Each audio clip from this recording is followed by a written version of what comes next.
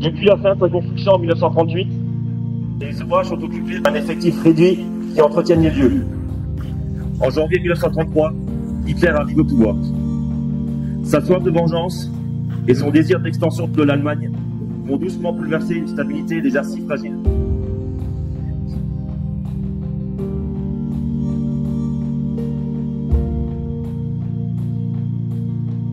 Suite à l'invasion de la Pologne, la France déclare la guerre à l'Allemagne le 3 septembre 1940. La mobilisation générale est ordonnée. Les hommes de chaque famille quittent leur vie, leur travail, parfois leur région, pour rejoindre l'armée française. Certains d'entre eux seront affectés à la Ligue Maginot.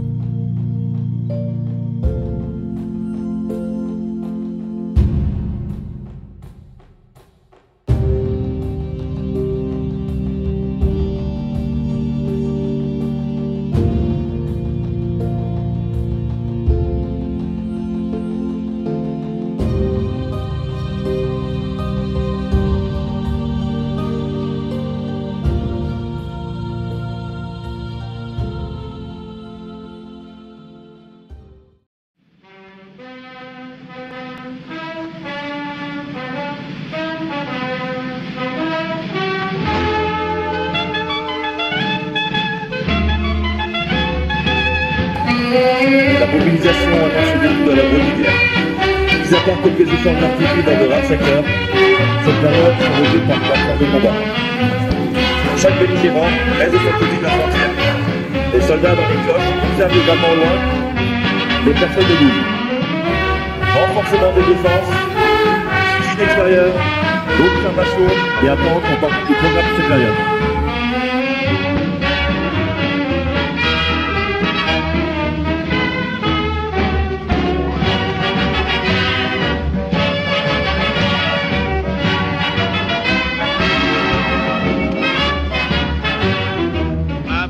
Tommy chantait ses terres plein d'entrain en arrivant. Cette période de calme voit tout de même apparaître du corps franc. Ces volontaires sont des groupes de soldats armés qui sortent discrètement et souvent de nuit au plus près des lignes adverses. Leur mission, la récolte de renseignements.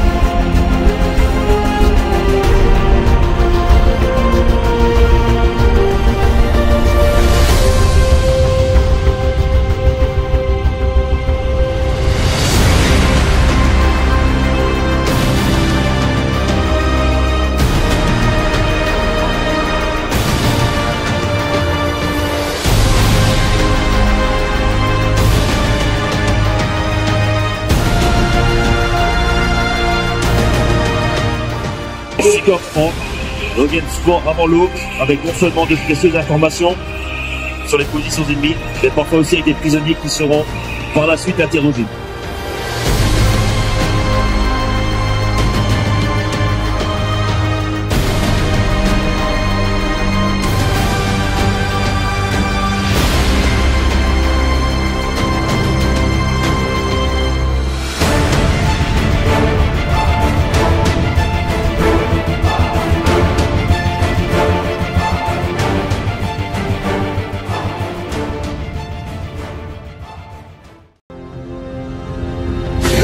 Le 6 mai 1940, les Allemands attaquent la forêt des Ardennes.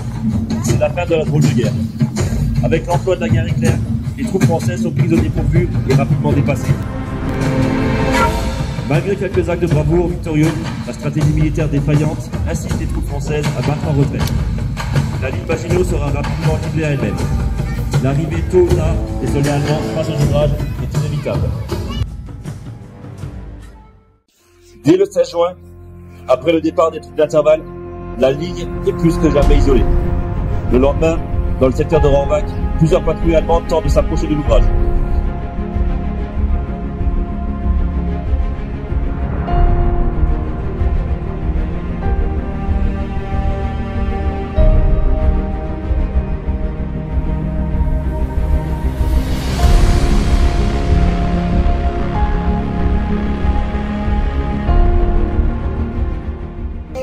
Les yeux aguerris des observateurs et trilogues se lèvent au haut du champ d'Estignan.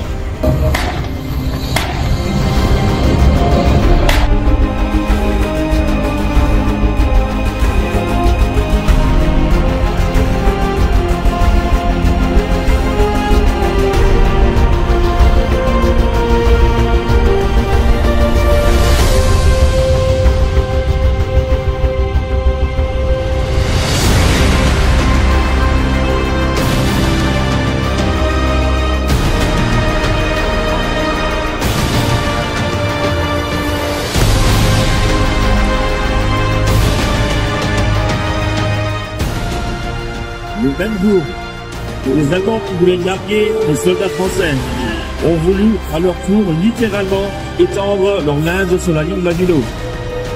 Les tireurs n'ont aucune chance.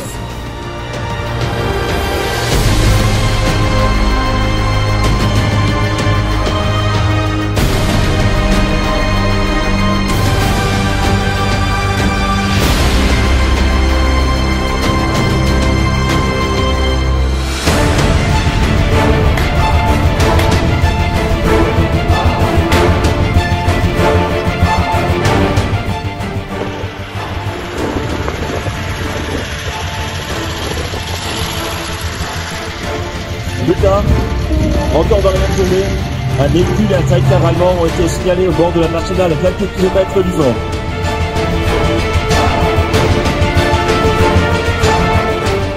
L'équipage de l'ouvrage organise une mission pour intercepter ces véhicules.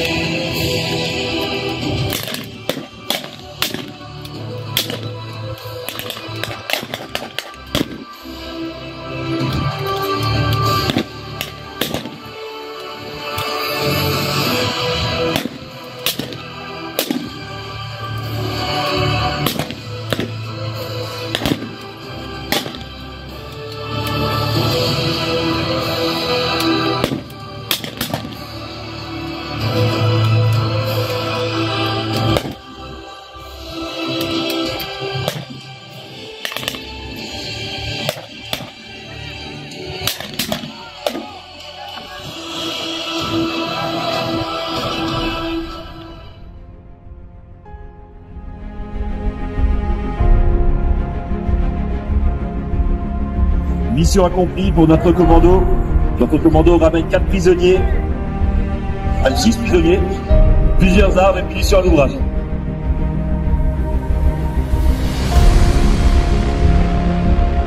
Le 25 juin, un groupe d'ennemis s'approche du bloc numéro 2. La cloche d'observation est prise à partie.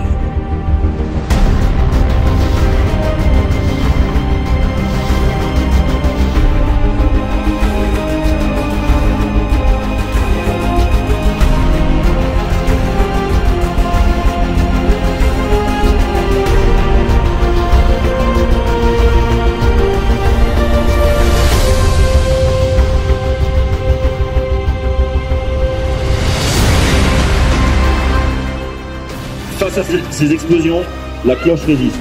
Le soldat Baume, derrière son fusil mitrailleur, continuera à tenir son poste malgré une blessure. c'est un violent tir d'artillerie des Cicéros qui viendra mettre fin à cette offensive.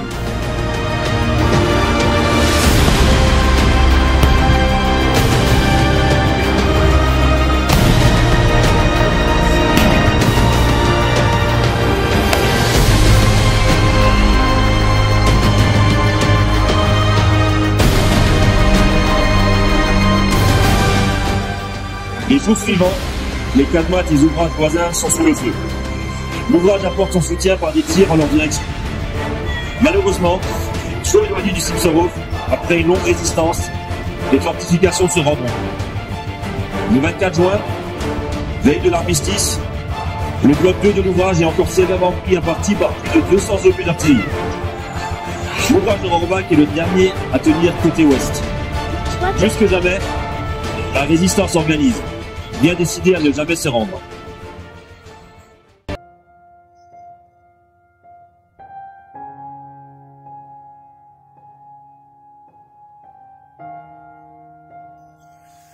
Le 25 juin, à minuit 35, c'est l'armistice. Les soldats dans les ouvrages, dont celui de Rohrbach, sont invaincus. Les Français restent enfermés, tandis que les troupes allemandes s'avancent et occupent l'esplanade.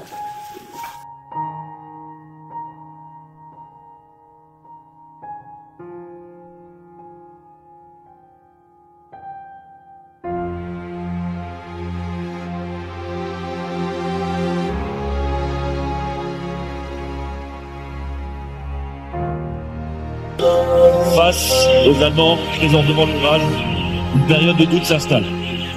Que va-t-on faire? Que va-t-on devenir?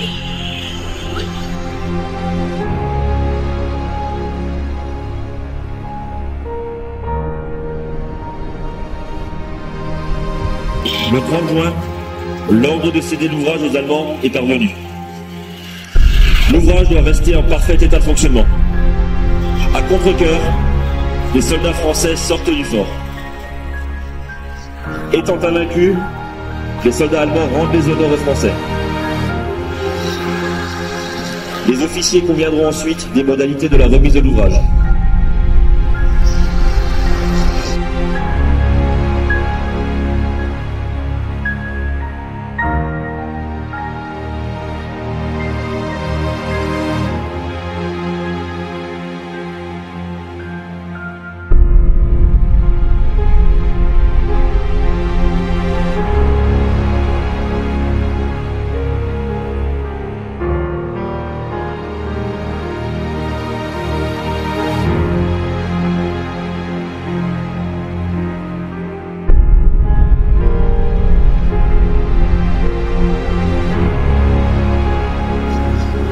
Il est également convenu que les soldats français resteront avec les Allemands pour les former sur les équipements de l'ouvrage.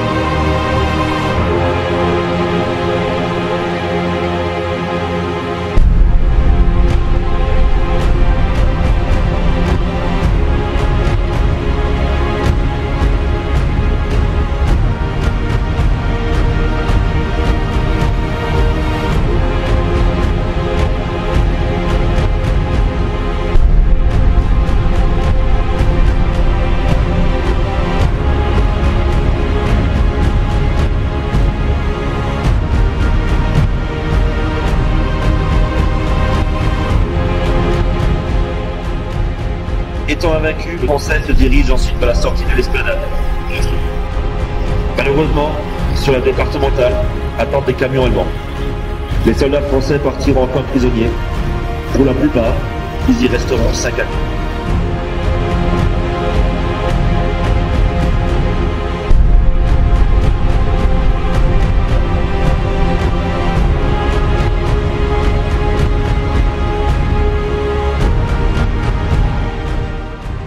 Les Alsaciens et les Mosellans, redevenus allemands, rentreront rapidement chez eux.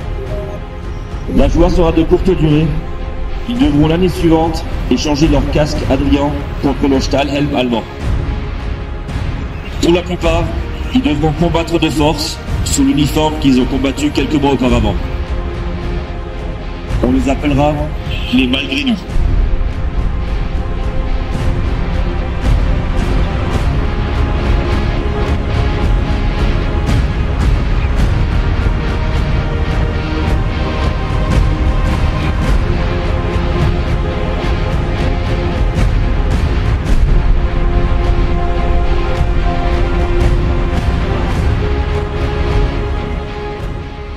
Durant les années suivantes, la ligne Maginot devient d'abord une curiosité et analysée de toutes pièces par les troupes allemandes.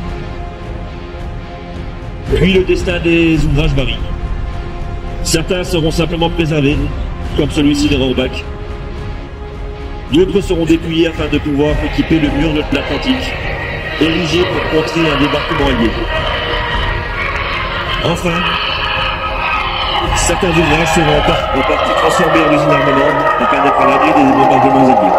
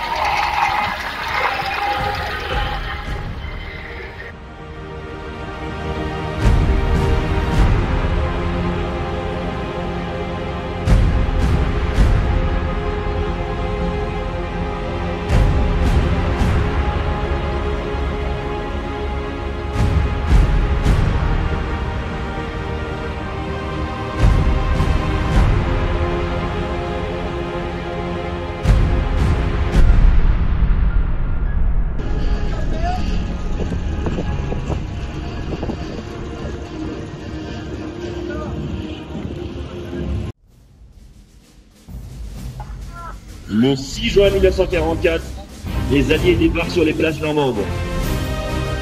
Fin 1944, grâce à leur avancée, la vingtaine d'Allemands présents s'enfuient en abandonnant l'ouvrage de Rohrbach. Malheureusement, sur d'autres ouvrages, les Allemands se retranchent efficacement afin de défendre leur position, ce qui donnera lieu à des combats acharnés.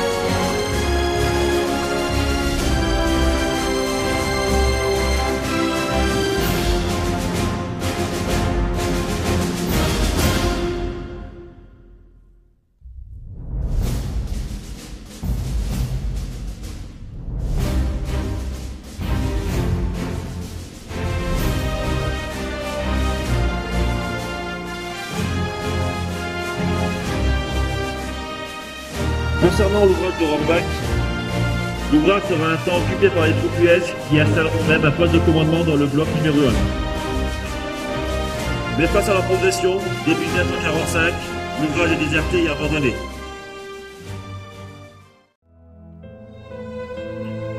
La ligne redevient française. Un état de lieu est effectué. Elle sera à nouveau partiellement entretenue, voire rénovée, dans la crainte d'un éventuel conflit avec l'Union soviétique. Dans les années 1960, la détention de l'arme atomique par la France met fin au plan de réhabilitation de la ligne, jugé trop coûteux et obsolète. La dissuasion nucléaire sera considérée comme une protection plus efficace. Les ouvrages seront désarmés, dérouillés et vendus. Cela résultera pour la plupart du temps à l'abandon et au pillage de ces derniers. La ligne Maginot restera longtemps et le symbole de la défaite française de 1940.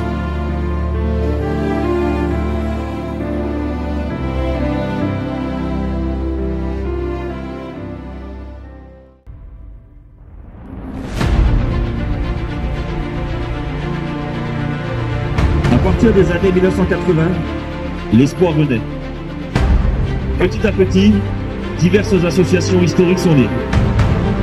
Leur motivation, perpétuer le devoir de mémoire, préserver notre patrimoine, mais surtout honorer des soldats souvent oubliés qui ont sacrifié leur vie pour servir le pays, défendre des idées